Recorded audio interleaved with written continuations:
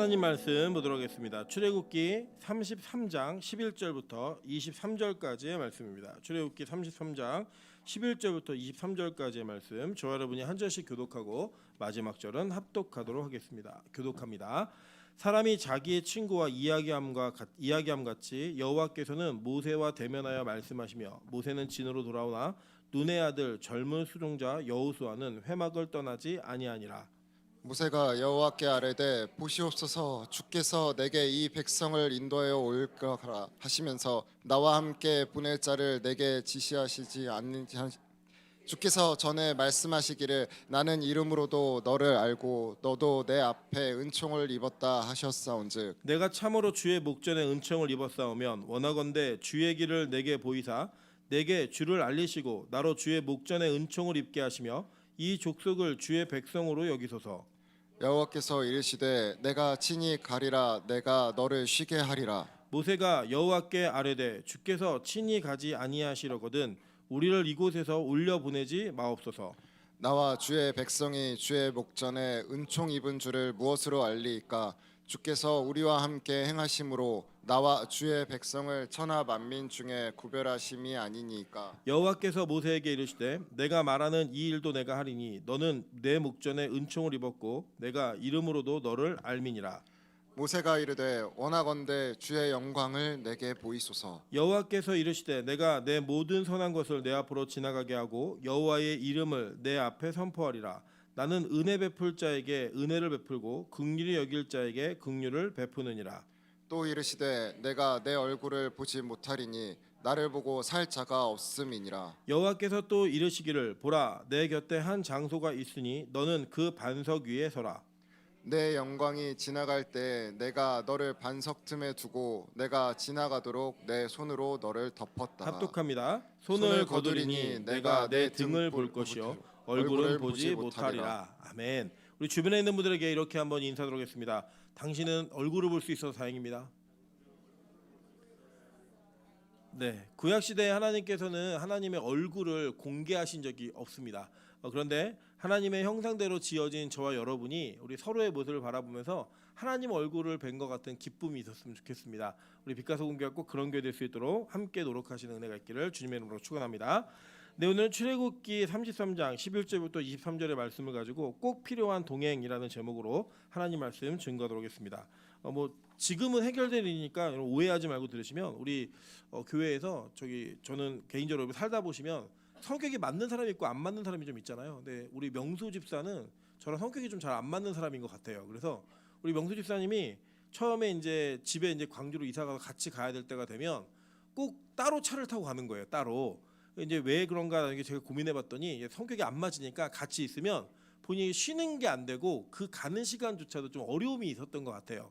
근데 이번에 하나님께서 특별한 은혜 가운데 이제 필리핀을 같이 동행하게 하셨습니다. 동행이 좀 저는 개인적으로 처음에 출발할 때 좀 기대감이 있었어요. 왜냐하면 이제 명수 집사가 교통 약자 아닙니까? 그래서 교통 약자랑 가다 보면 이렇게 많은 배려를 받아요. 예를 들면 뭐 티켓팅 할 때에도 비즈니스 티켓팅 하는 곳에서 티켓팅 하게 해주고요.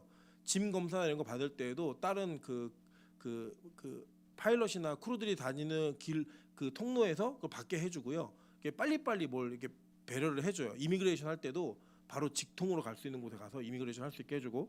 그래서 이제 명수 집사랑 같이 가니까 그걸 해주더라고요. 한국에서 했는데 갑자기 그 희연 집사가 돈을 바꿔놨다는 거예요. 어디 은행에다가 가는데 거기 한 1.5km, 2km 정도 걸어간 것 같아요. 그래서 그 번 모든 시간을 다 허비를 했습니다. 그래서 이제 가서 일주일 같이 사는데 3박 4일 같이 있었죠. 같이 있는데 이제 같은 공간을 쓰다 보니까 제가 명수 집사 건강에 안 좋은 시그널을 몇 가지를 좀 본 거예요. 그래서 이제 돌아와가지고 희연 집사에게 좀 가서 좀 검사를 받았으면 좋겠다라고 했습니다. 물론 이제 명수 집사는 아마 그 시간이 같이 있던 시간 되게 괴로웠을 거예요. 왜냐하면 저한테 이렇게 얘기하더라고요.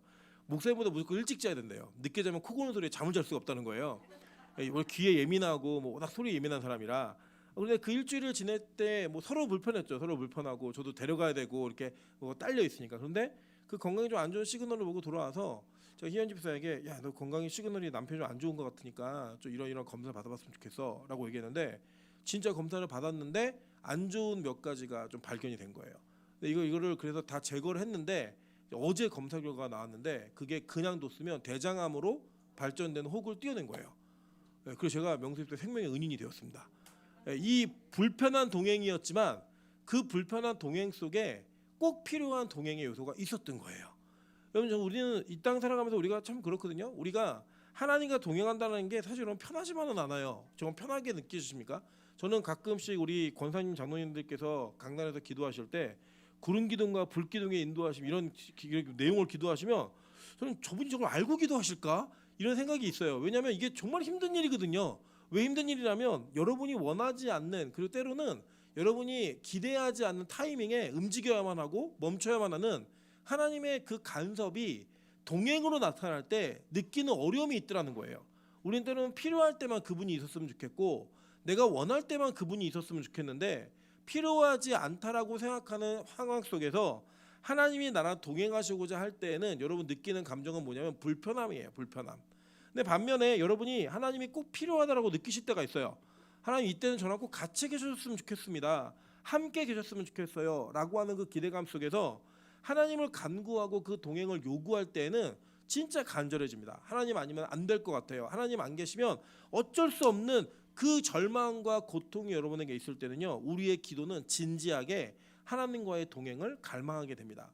그러한 측면 속에서 오늘 여러분께서 보시는 이 장면은 모세의 간절함이 얼마나 간절했는가를 살펴볼 수 있는 장면이에요. 왜냐하면 이 장면은 여러분이 아시는 것처럼 모세가 이끌고 있던 이스라엘 백성들이 하나님을 버리고 우상 숭배를 했습니다. 그 우상 숭배를 통해서 하나님께서는 그들과의 동행을 거부하셨고, 거부한 이유가 너희들은 목이 곧은 백성이기 때문에 내가 너희와 동행하면 반드시 다 죽일 것 같으니까 내가 더 이상 동행하지 않겠다라고 하는 분명한 선언을 하셨어요. 그때 모세가 느꼈던, 그리고 그가 갈망했던 이 감정은 하나님 이렇게 하시면 안 됩니다예요. 예.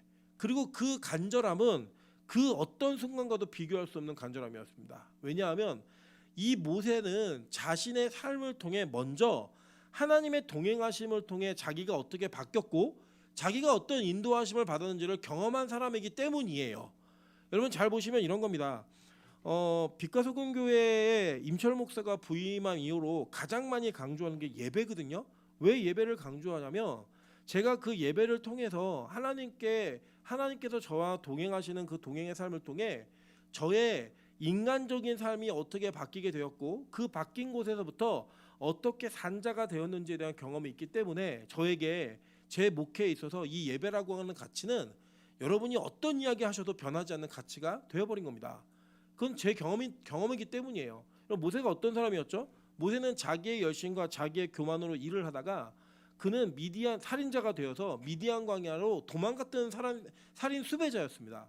그 살인 수배자가 되어서 40년 동안 장인인 이드로의 양떼를 치며 자존감도 무너지고 그 어떤 것도 할 수 없다라고 겸손의 차원이 아니라 자존감이 무너진 절망의 차원에서 하나님과 고민하고 줄다리기 했던 그런 사람이었어요. 근데 그에게 뭐가 들려지죠? 하나님의 지팡이가 들려지니까 그는 이스라엘 백성들을 이끌며 그 땅에, 그리고 이 세계에 전체적인 가장 큰 능력을 가지고 있었던 왕이었던 바로와 정면 대결을 할 수 있는 능력과 힘을 경험했다라는 거예요.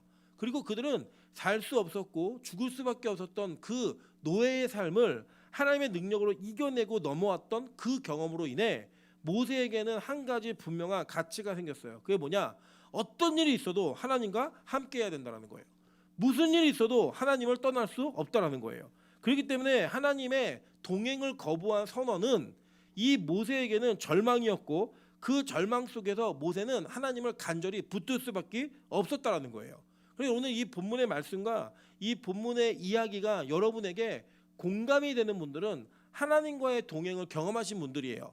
그리고 이것이 공감되지 않는 분들은 하나님과의 동행이 무엇인지 잘 모르는 분들이에요. 그래서 저는 오늘 이 말씀을 통해서 이 동행이라는 가치가 얼마나 중요한 것이고 여러분이 이 동행을 왜 갈망해야 되는지, 그리고 그 갈망 속에 우리에게 얻어지는 은혜는 무엇인지를 함께 나누는 귀한 시간 되시기를 주님의 이름으로 축원합니다.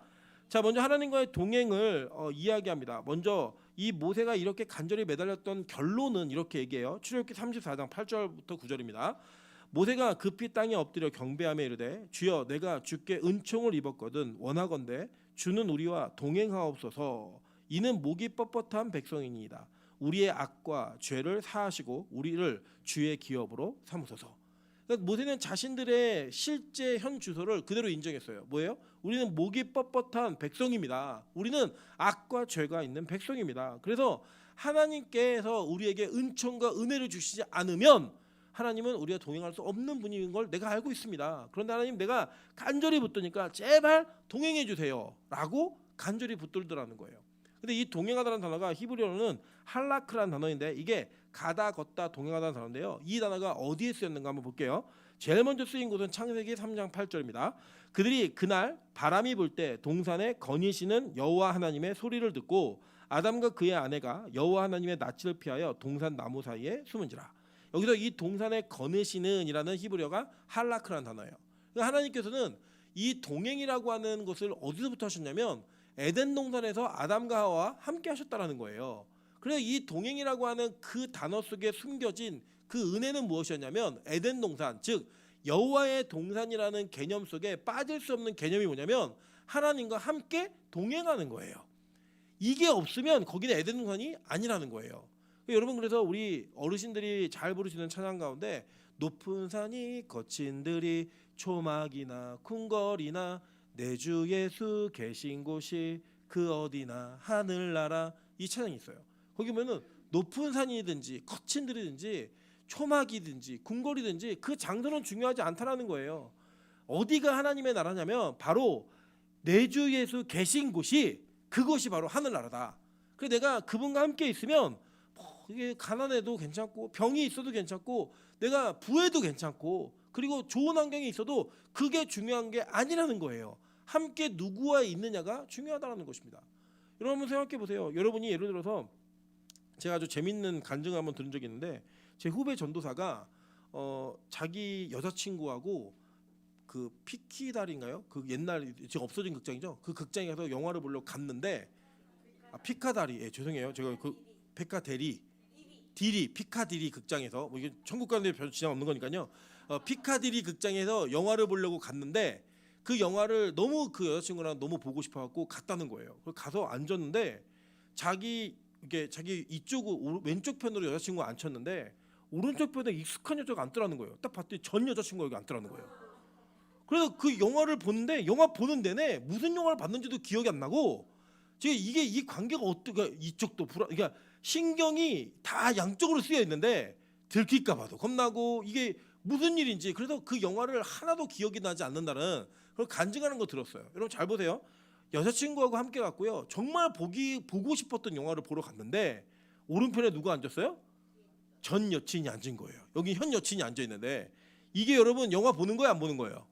안 보는 거죠. 여러분, 우리가요 이 땅을 살면서 정말로 좋은 환경과 내가 원하는 것들을 다 이루어 놨는데 여기에 정말 불편한 사람이 나랑 같이 있다고 하면 그게 여러분 안전한 곳이고 평안한 곳이에요? 아니라는 거예요. 성경은 이것을 우리에게 누누이 얘기하는 겁니다. 에덴 동산은 어떤 곳이었냐면 그곳에 뭐 나무가 많고 뭐 과일이 많고, 여러분 이거는요 돈 있으면 그런 비슷한 환경 만들 수 있어요. 진짜 만들 수 있어요, 여러분. 뭐 예를 들면 우리나라에서 정말 돈이 많으면 내가 내 통장에 한 달에 얼마가 들어오는지 모를 정도의 수입을 갖게 되면요, 여러분 지금 원하시는 과일 다 드실 수 있고요. 뭐 오늘 점심은 일본 가서 우동 먹고 올까? 일본 갔다 오면 돼요, 그냥 하루 당일치기로. 예, 이번 달은 뭐 세계 여행 한번 할까? 갔다 오시면 돼요, 그냥. 그게 뭐예요? 천국 같은 곳이죠. 그런데 그곳에 하나님과의 동행이 없다면 그것은 하나님의 동산이 아니라고 이야기하는 거예요. 그래서 여러분 천국은 어떤 곳이냐? 다른 건 아니에요. 하나님과 함께 있는 곳이에요. 여러분, 그래서 이 천국을 이 땅에서 누리는 자들은 어떤 자들이냐? 하나님과의 동행이 그의 삶 속에 아주 기본적인 전제가 되어 있는 자들이 이 땅에서 하나님의 나라를 누리며 사는 자들입니다. 한번 볼까요? 창세기 5장 22절부터 24절입니다. 무드셀라를 낳은 후 300년을 하나님과 동행하며 자녀들을 낳았으며 그는 365세를 살았더라. 에녹이 하나님과 동행하더니 하나님이 그를 데려가심으로 세상에 있지 아니하였더라 라고 얘기해요. 여러분 이 장면을 보시면 에녹이 왜 하나님과 동행할 수 있었는가 한번 그 내용을 보시면 돼요. 자, 이 에녹이 365세에 죽었어요. 그죠? 죽은 건 아니고 들림 받았죠. 365세. 근데 300년을 동행했대요. 그러면 몇 년은 동행 안 한 거예요? 65년은 동행. 어려우세요? 65년은 동행 안 한 거잖아요. 근데 65세에 무슨 일이 있었는데요? 65살에 무슨 일이 있었을까요? 예? 무드셀라를 낳았어요. 65세에. 이 무드셀라의 이름의 뜻이 뭐냐면 지키는 자예요. 그래서 이 무드셀라가 죽은 해에 뭐가 있냐? 홍수 심판이 있습니다. 그러니까 무드셀라가 죽은 해에 홍수 심판이 있는 걸 보면 하나님은 이 에녹에게 뭘 알리셨냐면 이 아이가 죽는 날 이 땅에 심판이 있을 거라고 하나님이 알려주신 거예요. 그리고 실제 유다서에 이 아담의 7대 손인 에녹이 이 땅의 심판과 예수의 재림을 선언하는 장면이 나와요. 그러니까 이 모두 에녹은 하나님과의 동행의 전제가 뭐였냐면 하나님이 이 땅을 심판하신다예요. 그리고 그 심판하신 중에 반드시 건지는 자가 있다는 거예요. 그래서 그는 65세에 무드셀라라는 자녀를 낳은 이후부터 300년 동안 뭐 했어요? 하나님과 동행한 거예요. 그러니까 재림이 있을 땅에 하나님과의 동행하는 그 삶을 살았더니 하나님이 그를 죽음을 경험하지 않고 데려가게 하시더라는 거예요. 이게 바로 예수의 재림을 기다리는 사람들의 태도예요. 그래서 우리는 예수의 재림을 진짜 믿으시면 하나님과의 동행을 전제하며 살아야 됩니다. 하나님 나와 동행해 주셔야지만 내가 이 땅을 이 지옥 같은 삶을 살면서 하나님을 섬기는 그리고 하나님과 동행하는 삶 가운데 천국을 누리며 살 수 있습니다. 그게 누구의 모습이었어요? 에녹의 모습이었다고요. 그래서 볼까요? 창세기 6장 9절입니다. 이것이 노아의 족본이라. 노아는 의인이요 당대의 완전한 자라. 그는 하나님과 뭐 했어요? 동행하였으며. 그죠? 네. 이 무드셀라가 죽는 해에 죽는 해에 뭐가 있었다고요? 홍수가 있었어요. 이 노아는 안식이라는 이름의 뜻이잖아요. 이 안식이라는 이름의 뜻을 가진 노아가 하나님과 뭐 했어요? 동행하였다고요. 그러니까 심판을 믿는 자들은 하나님과 동행해야만 하는 이런 일이 있는 거예요. 예를 들면 제가 보니까요, 저희 그 딸은 꼭 키울 만한 아빠들에게 로망이 되는 것 같아요. 저희 딸내미가 굉장히 용감한 아이예요. 용감한 아이여서 겁이 좀 없는데 뭐에는 겁이 있냐면 좀 어두운 곳에 대한 공포감이 좀 있는 것 같아요. 그래서 제가 아직도 기억나는 게 너무 밤에 혼자 딸기 우유가 먹고 싶은데 이 우유를 가지러 갔다가 우유를 들고 오 그러면서 방으로 뛰어오는 모습을 경험한 적이 있어요. 그 우유를 들고서 부엌에 가서 들고 오면서. 근데 이제 이 아이는 어두운 곳이 있으면 꼭 아빠하고 같이 가재요. 같이 가자고 얘기하는 거예요. 이유가 뭐냐면 그 어둠에 대한 공포가 있는데 아빠랑 같이 가면 그 어둠에 대한 공포를 이길 수가 있는 거예요. 그 이길 수 있다는 것 때문에 아빠 그저께도 할머니네 집에서 자기 장난감을 가지러 가는데 불이 안 켜 있으니까 저보고 굳이 같이 가자는 거예요. 거기를 멀지도 않아요. 아빠 목소리도 들려요. 그런데 아빠랑 같이 가야겠다는 거예요. 그래서 결국에는 제 품에 안겨서 자기가 원하는 장난감을 가지고 나오더라고요. 여러분 그게 누구의 모습이냐? 심판을 두려워하는 하나님의 백성들의 모습이라는 거예요. 여러분 심판이 진짜 두렵잖아요. 그 우리가 의지할 건 딱 하나입니다. 우리의 그를 그 심판으로부터 건지실 하나님을 의지할 수밖에 없는 거예요. 여러분 이 백성들이 목이 뻣뻣하고 악과 죄가 있는 백성인 걸 모세가 알았어요, 몰랐어요? 알았다고요. 그러니까 이 모세에게는 항상 불안함이 있는 거예요. 아, 하나님께서 이 백성을 심판하셔도 우리 할 말이 없는 존재이구나. 그래서 그는 하나님과의 동행을 더 간절히 원한 거예요. 하나님, 주님이 아니면 이 심판은 우리에게 유효하게 나타날 수밖에 없습니다. 이게 있는 거예요. 그러니까 여러분 이런 겁니다. 이 땅에서요 하나님과의 동행이 간절하지 않은 분들은 다른 이유는 될 거 없고요. 심판을 안 믿는 거예요. 그분이 없어도 괜찮은 삶을 살 수 있을 것 같은 거예요. 하나님과 동행하지 않아도 지금 사는 삶이 나에게 두려움을 주거나 어려움을 주지 않는 거예요. 이유가 뭐죠? 심판을 안 믿으니까. 여러분 심판이 있을 때 그 어떤 누구도 자유할 수 없다라고 하는 것은 우리의 삶을 조금만 돌아보아도 우리는 얘기할 수 있어요. 예를 들면 여러분 진짜로 만약에 진짜로 이 땅에 최후의 심판이 있어서 예수의 재림과 그 재림 속에서 여러분 개개인이 1대1로 하나님 앞에서 심판을 받는다면 어떤 누구가 나 천국 갈 만하다라고 얘기할 수 있으시겠어요? 지금 이 자리에 있는 분들 중에 서 있는 저도 앉아 있는 여러분 우리 모두는 어떤 이도 그 앞에서 나 천국 갈 만한데요? 얘기할 사람 없다니까요. 그게 진짜 있다는 걸 믿으면요 여러분 공포예요. 진짜 그 일이 일어난다는 걸 진짜 믿으시잖아요. 이 심판은 여러분에게 두려움밖에는 줄 것이 없다라는 겁니다. 그 두려움을 해결할 수 있는 유일한 방법이 뭐예요? 그곳에서 저와 여러분을 변호하시고 저와 여러분을 대신하실 예수 그리스도의 의를 붙드는 것 외에는 방법이 없는 거예요.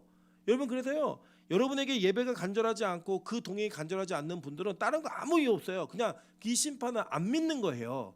이 심판을 믿으면 하나님을 붙들 수밖에 없는 겁니다.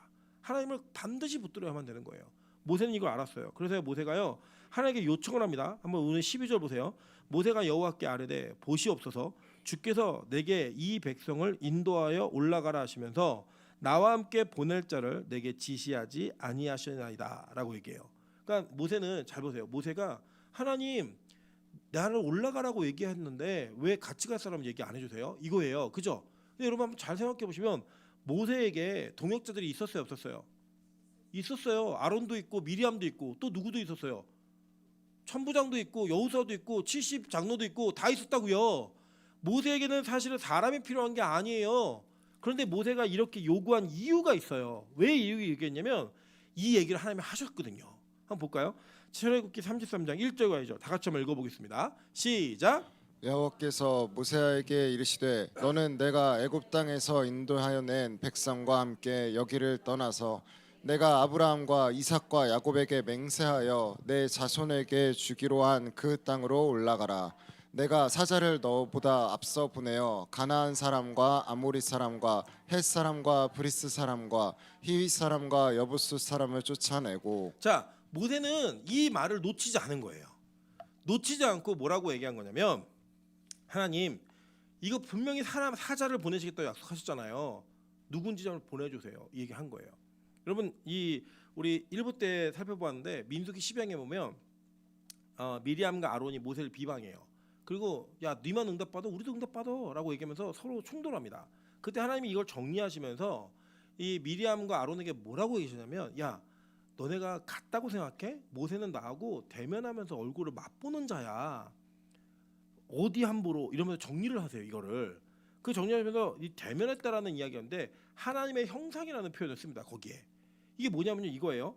이 모세는 하나님과의 대면함을 통하여 뭘 항상 보았냐면 하나님의 형상을 본 거예요. 그 형상이 뭘까요? 여러분 우리가 하나님의 형상대로 만들어졌죠. 우리 예수님이 우리를 닮은 게 아니라 우리가 누굴 닮은 거예요? 예수님을 닮은 거예요. 왜 우리 눈이 두 개고 코가 하나고 입이 하나인지 이거는 예수님을 닮았기 때문에 그런 일이 벌어지는 거예요. 그 형상을 봤어요. 그리고 그는 하나님과 대면할 때마다 하나님께서 여호와의 사자가 그를 떨기나무에서 부르는 걸 경험했단 말이에요.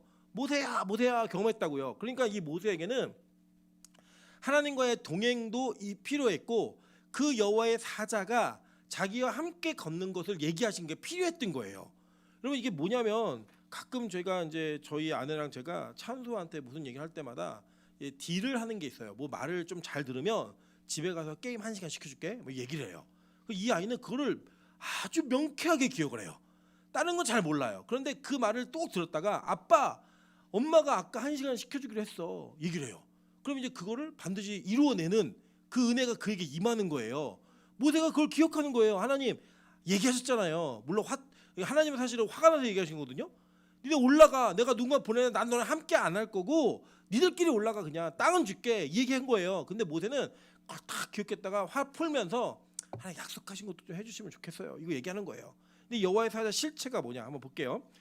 여호수아 1장 1절부터 6절 그리고 먼저 7번부터 볼게요. 여호수아 5장 13절부터 15절입니다. 한번 보겠습니다. 시작. 여호수아가 여리고에 가까이 이르렀을 때 눈을 들어본즉 한 사람이 칼을 빼어 손에 들고 마주 서 있는지라. 여호수아가 나아가서 그에게 묻되 너는 우리를 위하느냐 우리의 적들을 위하느냐 하니 그가 이르되 아니라 나는 여호와의 군대 대장으로 지금 왔느니라 하는지라. 여호수아가 얼굴을 땅에 대고 엎드려 절하고 그에게 이르되 내 주여 종에게 무슨 말씀을 하려 하시나이까. 여호와의 군대 대장이 여호수아에게 이르되 내 발에서 신을 벗으라 내가 선 곳은 거룩하니라 하니 여호수아가 그대로 행하니라. 아멘. 자, 이 사자가 누구예요? 바로 예수 그리스도였잖아요. 그 보세요. 모세를 부르실 때 여호와의 사자가 거룩한 곳이 신벗어라고 얘기했죠. 근데 여호수아에게 동일하게 이야기하고 있는 거예요. 그러니까 이 모세의 간청이 이루어졌어요, 안 이루어졌어요? 이루어졌다고요. 그러니까 이 모세는 자기의 평생의 삶이 하나님과의 동행, 그 도우심이 아니면 자기는 아무것도 아니라는 걸 알았어요. 그래서 이 동행과 도우심을 기대하는 그 간절한 기대가 누구에게 전달된 거냐? 오늘 11절을 저희가 단락과 다르게 읽었거든요. 이 단락에 보면 뭐가 있냐면 모세가 하나님의 그 영광의 구름을 막 붙들고 있잖아요. 그 붙들 때에 그 붙드는 장면과 붙드는 역할 속에 여호수아를 키워냈다고요. 그 붙드는 것을. 그랬더니 여호수아가 그 일을 그대로 자기의 인생에 실현해 내는 거예요. 그리고 그 일이 여호수아의 인생에 이루어져요. 한번 볼까요? 여호수아 1장 1절부터 6절입니다.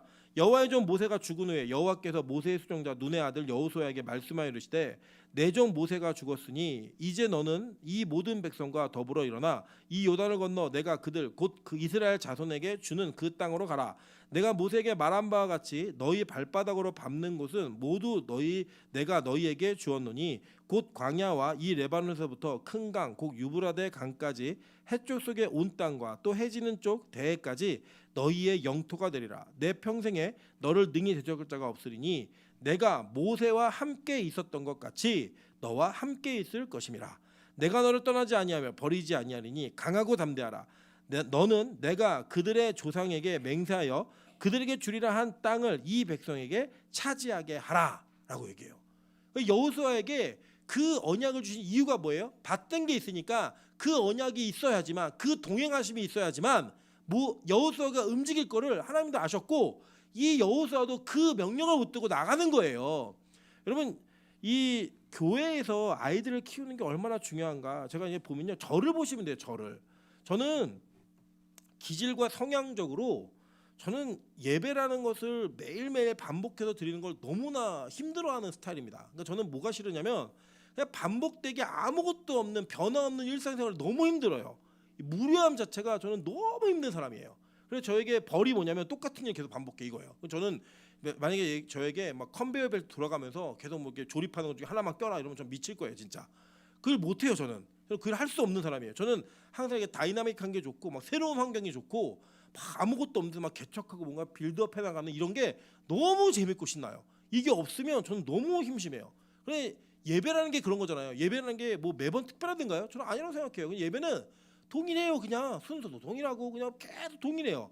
여러분, 성경이 저는 굉장히 특별하다고 그렇게 여겨지진 않아요. 그냥 동일한 책이에요.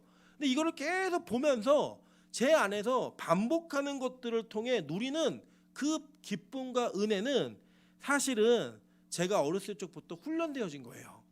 예, 제 기질이 아닌데 훈련되어진 거예요. 저는요, 읽은 말씀보다 들은 말씀이 더 많아요. 실제로 저는 제가 스스로 기도하는 것보다 기도하는 걸 지켜본 게 훨씬 많고요. 제가 저희 어머니가 목회를 하시면서 그 목회 인생을 걸어오는 그 과정들을 쭉 지켜보면서 저는 목회를 간접적으로 정말 많이 배웠어요. 물론 제가 거쳤던 교회들의 담임 목사님을 통해서도 많이 배웠지만 제 기본 베이스는 그냥 어머니 목회를 보면서 배운 게 거의 태반이라고 보시면 돼요. 그렇게 배워왔던 그 것들이 저에게 하나님을 간구하고 기대할 때 무엇을 붙들고 잡아야 되느냐? 예배, 이거예요. 저희 어머니가 이렇게 사셨으니까 오직 예배, 말씀, 이거예요. 그냥 여러분, 그냥 이게 그냥 흘려들어서 들으셔도 돼요. 저희 어머니에게 하나님께서 많은 은사를 주셨어요. 많은 은사를 주셔가지고 예를 들면 저는 진짜로 내일 병원 수술인 사람이 저희 어머니에게 기도를 받고 그 자리에 낫는 것도 봤고요. 진짜 태어나면서부터 귀를 못 듣게 태어난 사람이 소리를 듣게 되는 것도 저는 진짜 봤어요. 여러분, 이게 뭐 남들이 신학적으로 어떻게 해석을 하든 제가 진짜 봤어요. 그거를 봤기 때문에 그걸 부인할 수 없어요. 그런데 저희 어머니가 하나님께서 산으로 올라가라고 얘기하시면서 저희 어머니하고 저하고 대화를 나누면서 그런 얘기했어요. 진짜 복음의 본질이 무엇인가? 정말 본질이 무엇인가? 말씀이라고 하는 그 가치가 저희 어머니하고 저하고 공유되었을 때 저희 어머니가 그 산에 지금 있는 하늘문 기도원에 올라가시면서 은사로 하는 모든 사역을 다 끊으셨어요. 그리고 오직 예배만 드리셨어요. 지금도 물론 그 은사를 아주 긴급한 곳에서 사용하세요. 그렇지만 그것이 그 주가 되어 있지 않아요. 보통 기도원 그러면 무슨 은사가 있어? 무슨 병이 났어? 뭐 이런 얘기 많이 하시는데 하늘에 가보신 분들은 아시겠지만 항상 하는 일 예배받고 딴 거 없어요. 예배도 뭐 개인 기도도 안 해주잖아요. 그냥 설교하고 찬양하고 설교하다 찬양하고 기도하고 끝이에요. 그냥 그 일을 반복하시면서 여기까지 오신 거예요. 여러분, 제가 그걸 보고 뭘 배웠는지 아세요? 하나님이 저에게도 제가 놀랄 만큼, 제가 이해할 수 없을 만큼의 은사를 저에게 주셨어요. 그런데 그 은사가 저의 무기가 되지 않고 그 은사는 저에게는 감추어둔 히든카드예요. 나중에 진짜 하나님께서 필요하고 원하실 때 사용할 만한. 그리고 제가 뭘 했냐? 말씀에 집중하는 인생을 살게 하셨어요. 왜냐하면 저희 어머니가 그런 인생을 살았기 때문에. 여러분, 얼마나 좋으냐면 이런 거예요. 제가 설교 1시간 하는 것보다 여기서 몸이 아프신 분 기도해줘도 고치는 게 훨씬 더 능력 있어 보여요. 여러분들 그거에도 열광하실 거예요. 예수님이 네 죄가 사해졌다라고 했을 때 사람들이 속으로만 왜 저거 신성모독하지 이랬는데요. 앉은 배에 일어나니까 다 깜짝 놀래요.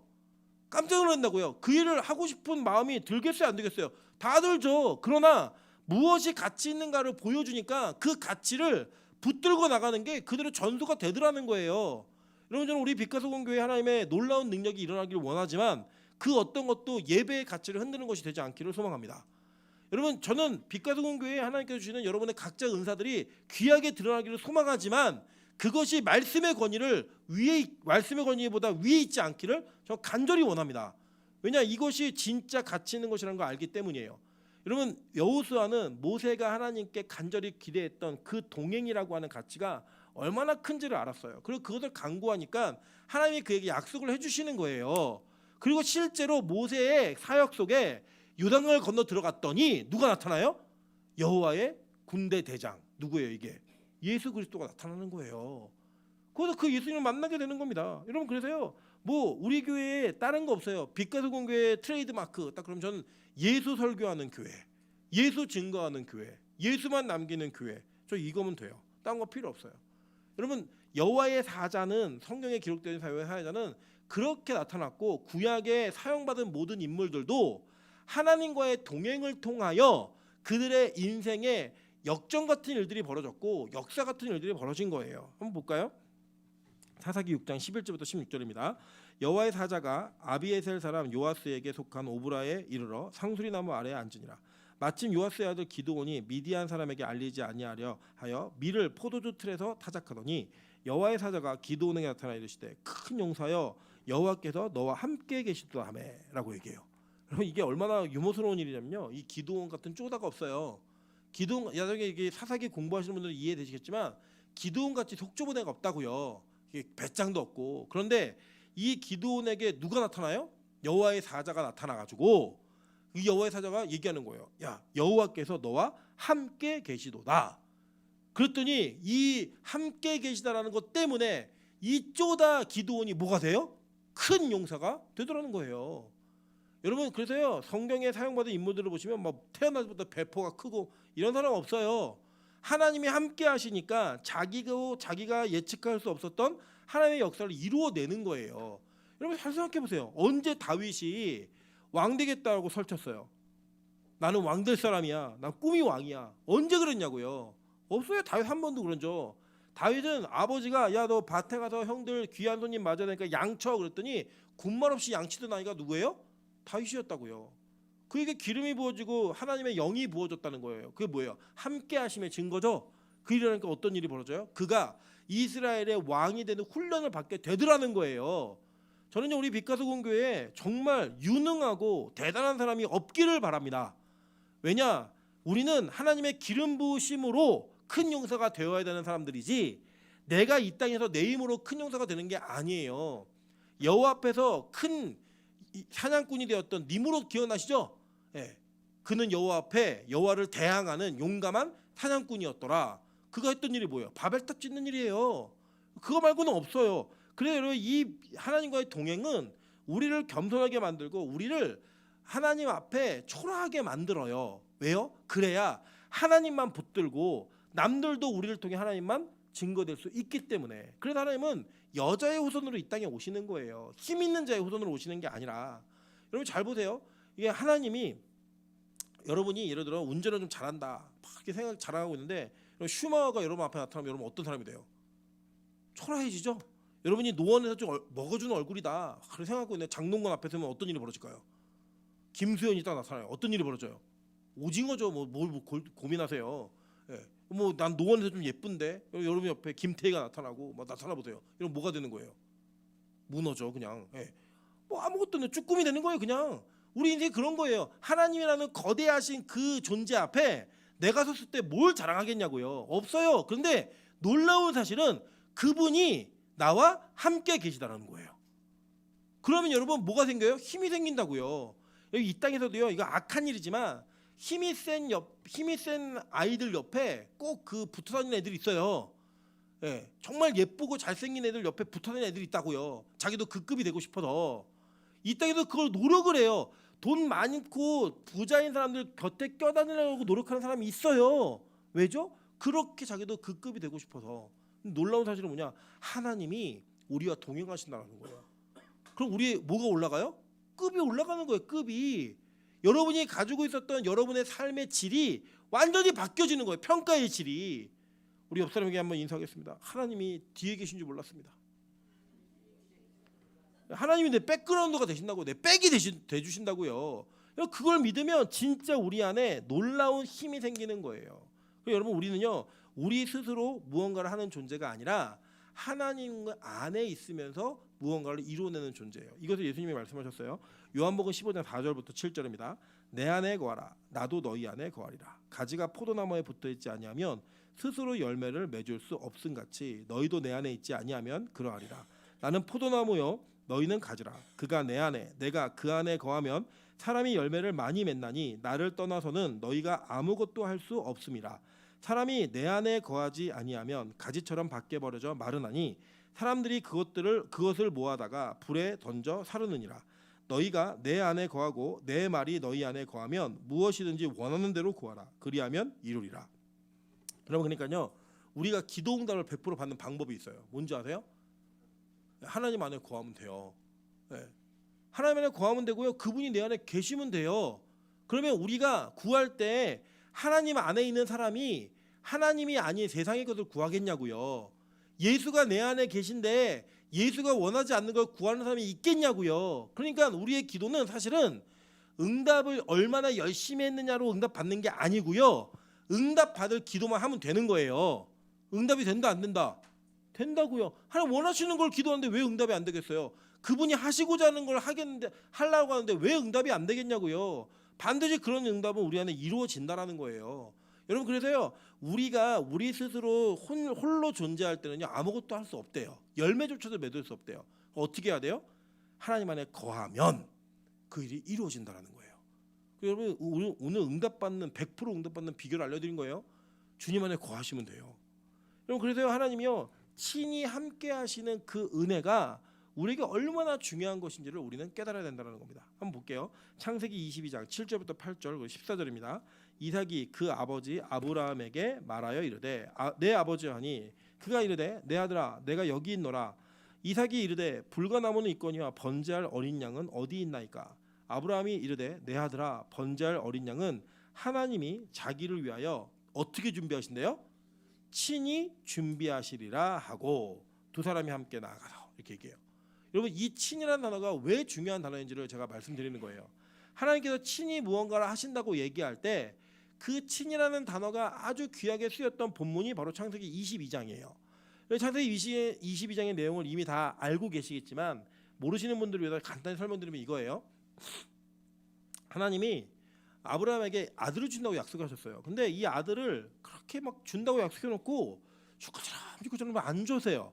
그리고 이제 너무 안 주니까 막 그 하가를 통해서 이스마엘을 낳아버렸더니 그건 또 아니래요. 그건 또 그럼 주시든지 안 주세요. 근데 진짜 몸이 죽을 때까지, 심지어는 사라는 그의 아내였던 사라는 경수가 끊어졌어요. 뭐냐, 폐경이 된 거예요. 아이를 알 수 없는 몸이에요. 그랬는데 하나님이 계속 주겠다는 거예요, 아들을. 그러더니 100살에 누굴 줬어요? 이삭을 줬어요. 이삭을 줬는데 이 이삭이 청소년 정도 되는 아이, 그러니까 뭐 초등학교 1학년, 6학년 정도 되는 것 같아요. 그 나이가 되니까요, 하나님이 갑자기 바치라는 거예요, 이 아이를 죽여서. 와, 이거 말이 돼요? 근데 아브라함이요, 묻지 않아요, 반항하지도 않아요. 그냥 이 아이를 데리고 모리아산에 올라가서 아이를 죽이려고 해요. 근데 이 아이를 데려가고 있는 중에 또 이삭이 이게 또 눈치 없이 물어보는 거예요. 아버지, 다 준비돼 있는데 양이 없네요. 이 양이 누군데요? 지가 죽어야 되는 건데. 아버지 마음이 찢어지는 거죠. 차라리 뭐 예배를 몰랐으면 아버지 이거면 다 됐네요, 충분하네요 이랬으면 그래, 뭐 차라리 모르는 게 낫지 이럴 텐데, 이 아이가 묻는 거예요. 아빠 나 언제 죽어? 묻는 거예요. 너무 괴롭죠. 괴로운데 이 괴로움 속에 뭐라고 얘기하는 줄 아세요? 걱정하지 마, 어린 양은 하나님께서 친히 준비하실 거야. 이게 누구예요? 예수 그리스도잖아요. 여러분, 이 모리아산이 예수님께서 십자가에 달리신 산이에요. 여기 여호와 이레가 하나님이 친히 준비하신다라는 의미예요. 그래서 여러분 갑자기 뭐 돈이 없다가 돈 생기면 여호와 이레 막 이러고, 뭐 더웠는데 막 교회 들어오니까 시원하면 여호와 이레 막 이래. 그게 아니고요. 여호와 이레라는 그 표현은 하나님이 자기를 위해 번제할 어린 양을 준비해 놓으셨다예요. 그게 누구예요? 예수라고요. 이 친이라는 단어는 하나님께서 저와 여러분을 대신하여 원래 우리가 죽어야 되고 우리가 할 일인데 대신하시는 그 일을 말씀하시는 거예요. 여러분 원래 정복 전쟁 누가 해야 돼요? 사람이 해야죠. 우리가 해야죠. 근데 그 전쟁을 누가 하시겠다는 거예요? 친히 하나님이 하시겠다는 거예요. 여러분 이 길을 누가 걸어야 돼요? 우리가 걸어야 되는 길이라고요. 죄로 인한 그 길을 걸어야 되는데 그 길을 누가 같이 걸으시겠대요? 친히 예수님께서 같이 걸으시겠다라는 거예요. 그럼 보세요. 14절. 아브라함이 그 땅의 이름을 여호와 이레라 하였으므로 오늘날까지 사람들이 이르기를 여호와의 산에서 준비되리라 하더라. 뭐가요? 복음이 예수가 친히 그것을 준비하시겠다는 거예요. 마태복음 8장 17절 다 같이 읽어보실게요. 자, 시작. 이는 선지자 이사야를 통하여 하신 말씀에 우리의 연약한 것을 친히 담당하시고 병을 짊어지셨도다 함을 이루려 하심이더라. 네, 예수님께서 병자들을 고쳐주시면서 그 고쳐주시는 것의 그 의미가 뭐냐면 친히 그 죄악의 결과인 병을 감당하시겠다는 거예요. 친히 하나님이 직접 하시겠다는 거예요. 직접. 그러니까 그분과의 동행은 단지 그냥 같이 걷는 것에 대한 물리적으로 같이 걷는 것에 대한 의미가 아니라 하나님이 우리의 모든 것을 책임지겠다는 거예요. 책임이에요. 책임. 여러분 한번 생각해 보세요. 여러분 만약에 세계 일주 여행을 가는데 여러분의 여행을 같이 가는 메이트가 누구냐면 이병철이나 이건희 회장이나 이재용 씨예요. 여러분 그러면 걱정이 될까요? 안 될까요? 걱정 되세요? 안 되세요? 안 되죠. 왜 하세요 그거를? 예를 들어서 여행을 가다가 여러분 그 어려운 상황에 돈이 없는 상황을 직면했어요. 여러분이 걱정이 되세요? 안 되세요? 안 되세요. 왜요? 누가 있으니까. 여러분 이 땅에요. 이 땅에 부자인 사람이 나와 함께 있어도요. 여러분 안심이 된다니까요. 안심이 돼요. 여러분 저도 그럴 수 있겠죠. 예를 들어서 우리 교회에 자산이 한 1조인 장로님 한 분 계시다. 이제 걱정할까 안 할까요? 저는 이번 달 저희 교회 전기세가 없는데 이런 걱정할까 안 할까요? 안 하겠죠. 안 해요. 우리는 그렇게 안 한다니까요. 여러분 예를 들어 여러분의 본가나 뭐 처가나 뭐 시댁이 어마어마한 부자다. 연매출 500억대, 뭐 5천억대 막 이렇게 순수익을 거두는 그런 회사를 기업을 운영하는 가문이 여러분의 뭐 사돈이나 이렇게 됐다. 걱정하세요 안 하세요? 안 하잖아요. 이 인간이 얼마나 간사한지 아세요? 세상에 보이는 힘은요 나와 함께 있는 것 같으면 되게 큰 힘이 돼요. 두렵지 않아요. 근데 하나님이 여러분과 함께 하시다는 건 이 정도의 신뢰를 갖기가 힘들어요. 왠지 아세요? 눈에 안 보이니까. 그분의 동행이 얼마나 좋은지 모르니까 이거는 뒷전인 거예요. 그리고 그게 있어야지 하나님이 나와 함께 하시는 것 같은 느낌을 받는 거예요. 하나님이 이재용 씨를 나와 함께 있게 하시다니 내 은혜네요. 이렇게 되는 거예요. 여러분 이게. 그런데 하나님은요 친히 우리와 함께 하시는 그 기쁨과 그 은혜를 우리에게 주셨다고요. 여러분 그래서요 진짜 이것을 믿는 분들은요 세상에 굴복하지 않아요. 세상에 꿀리지 않는다고요. 세상 앞에서 벌벌 떨지 않아요. 왜요? 누가 함께 하시는데요? 하나님이 친히 나와 함께 하시는데요. 더 큰 일은 뭔지 아세요? 이 친히 함께 하시는 일들을 예수님께서는 자신이 아닌 다른 보혜사를 통해 이루셨어요. 원래 보혜사는 누구예요? 예수님 보혜사예요. 다른 보혜사를 주셨다니까요. 볼까요? 요한복음 14장 16절과 18절입니다.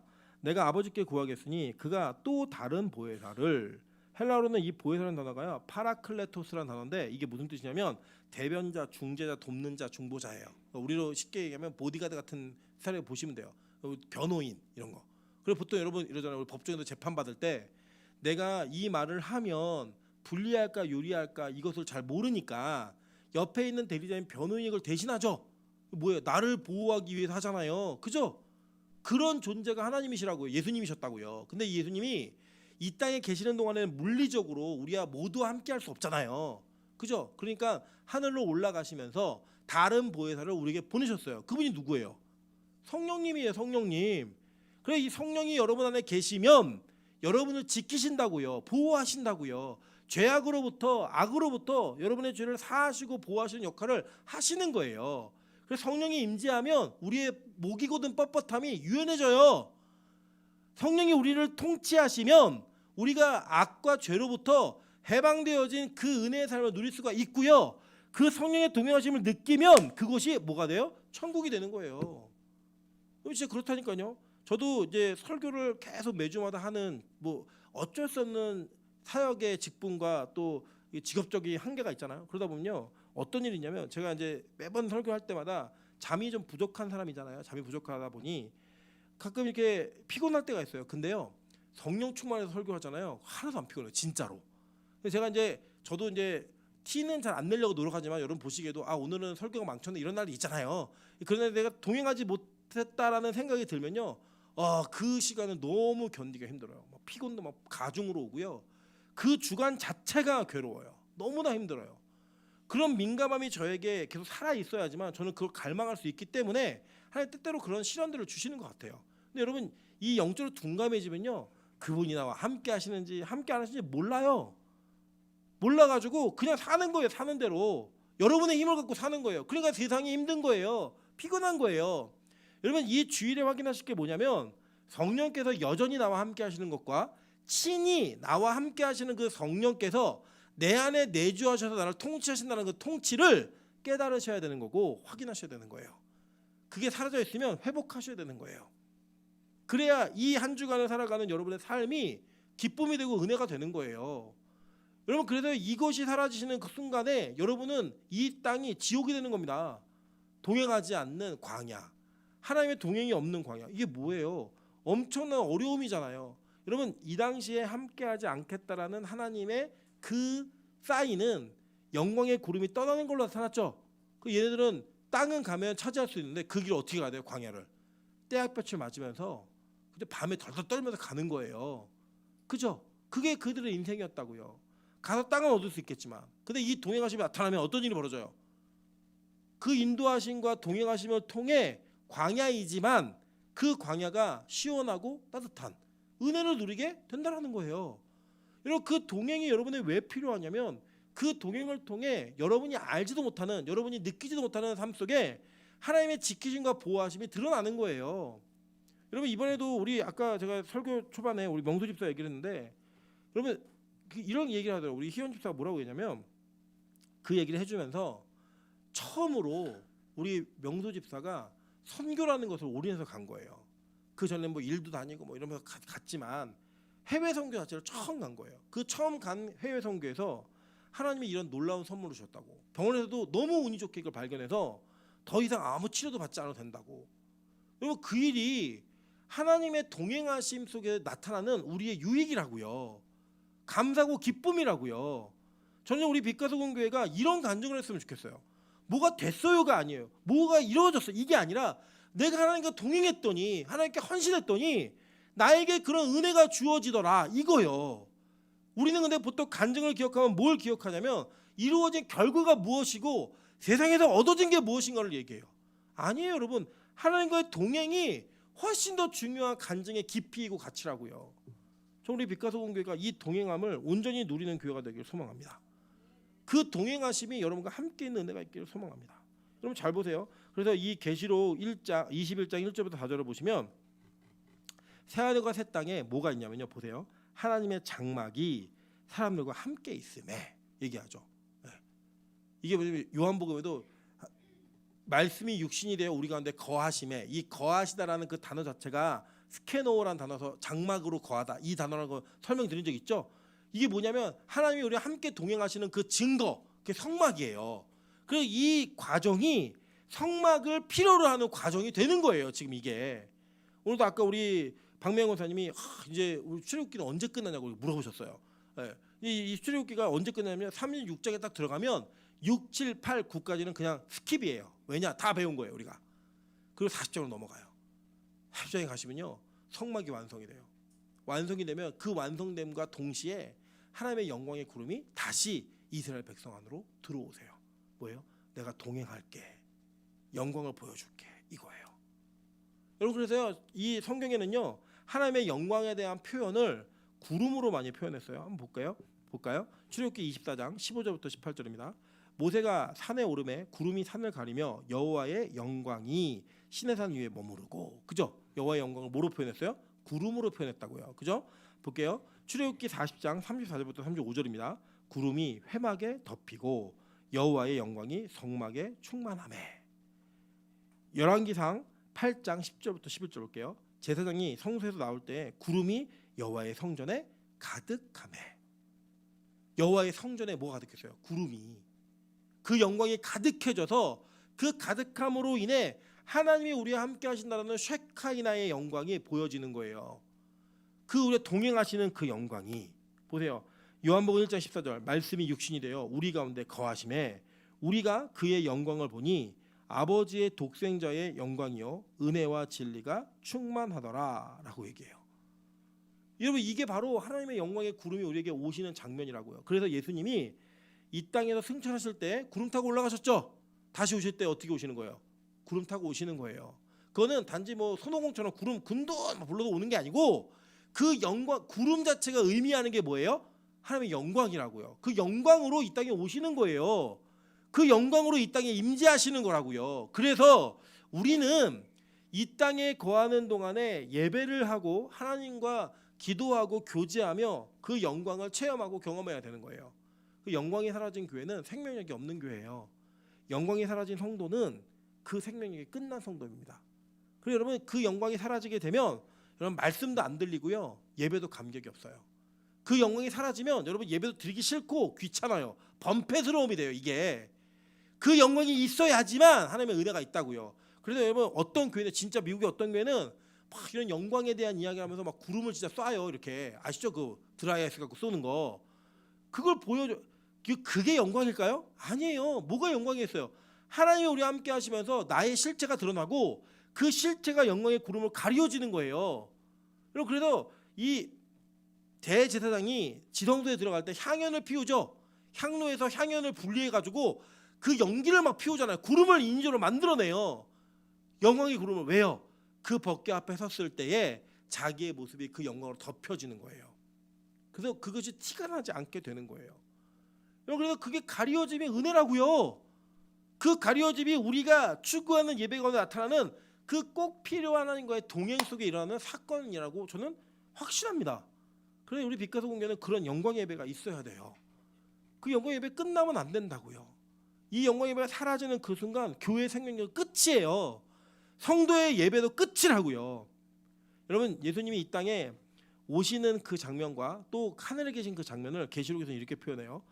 계시록 10장 1절입니다. 내가 또 보니 힘센 다른 천사가 구름을 입고 하늘에서 내려오는데 그 머리 위에 무지개가 있고 그 얼굴은 해 같고 그 발은 불기둥 같으며. 이게 누구예요?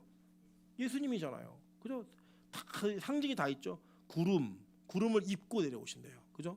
그리고 그 머리 위에 무지개가 있고 무지개 언약이 있고 얼굴은 해 같고 발은 불기둥 같고.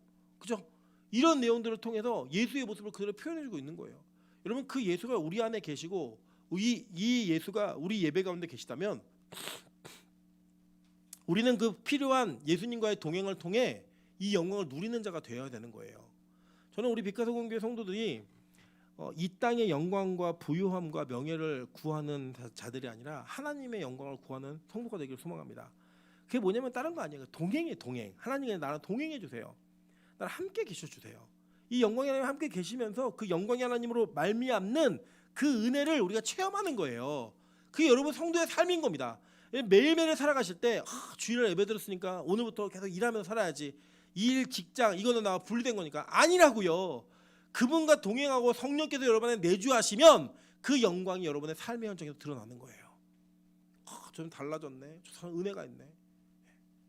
여러분 제가 어제 참 기분 좋은 얘기를 하나 들었어요. 뭐냐면 우리 이제 그 시집 가가지고 다른 교회 간 진선자매 있잖아요. 우리 진선자매가 우리 교회 설교를 유튜브로 그렇게 듣는데요. 그 어머니가 그래서 어떻게 사람이 저렇게 변하냐고. 왜냐면 우리 진선자매가 나중에 제가 예전이에요. 예전 이야기니까.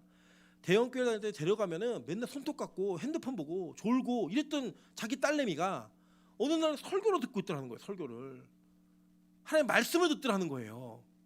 그럼 그게 뭐예요? 영광이 임재하니까 하나님의 그 영광이 임하니까 사람이 바뀌어요. 내 옛날에 죄악된 모습이 바뀌어지는 거예요. 사람 쉽게 안 바뀐다고요? 맞아, 쉽게 안 바뀌어요. 왜 안 바뀌냐면 하나님의 영광이 없으면 안 바뀐다니까요. 동행이 있어야지만 바뀌는 거예요. 여러분 잔소리로 사람이 변할까요? 안 변해요. 저희 아들이 무슨 딜을 해갖고 짜증내지 않기로 약속을 했어요. 그래서 한 달 뭐 한 3주 정도 간 것 같아요. 오늘 아침에 얼마나 짜증을 내나. 인간 안 바뀌는구나 생각이 들었어요. 저희가 바뀔 수 있는 방법은 딱 하나예요. 하나님의 영광이 임하면 돼요. 예. 여러분 우리 사람에게 잔소리한 너가 안 바뀌어요. 지적한 너가 안 바뀐다고요. 그에게 하나님의 영광이 임하면 바뀌어요. 그래서 우리는 하나님과의 동행을 멈추면 안 되는 거예요. 하나님은 이스라엘 백성들을 그렇게 구원하신 겁니다. 하나님은 그 동행을 계속적으로 보여주신 거예요. 고린도전서 10장 1절부터 4절 한번 보겠습니다. 다 같이 한번 읽어볼게요. 시작. 형제들아 나는 너희가 알지 못하기를 원하지 아니하노니 우리 조상들이 다 구름 아래 있고 바다 가운데로 지나며 모세에게 속하여 다 구름과 바다에서 세례를 받고 다 같은 신령한 음식을 먹으며 다 같은 신령한 음료를 마셨으니 이는 그들을 따르는 신령한 반석으로부터 마셨음에 그 반석은 곧 그리스도시라. 광야에서 그들이 어떻게 바뀌었는지 아세요? 구름 아래에서, 그죠? 영광의 구름 아래에서. 그리고 신령한 반석이 그들을 따라다녔다고 얘기해요. 그 반석이 누구예요? 그리스도라고 얘기하는 거예요.